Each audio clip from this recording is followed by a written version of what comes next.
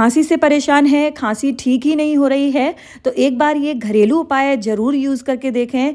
बहुत ही पुराना दादी-नानी के ज़माने का ये घरेलू नुस्खा है, इससे आपको ज़रूर फ़ायदा मिलेगा।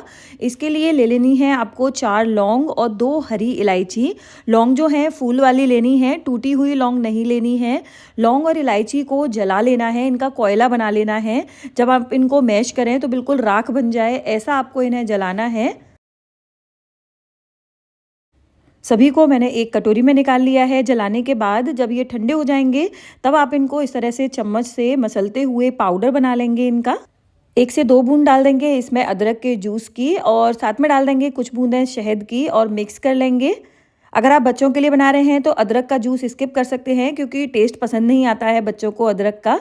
तो बस ये तैयार हो गया घरेलू नुस्खा। आप इसे तुरंत बनाकर तुरंत कंज्यूम करेंगे, बनाकर नहीं रखेंगे पहले से।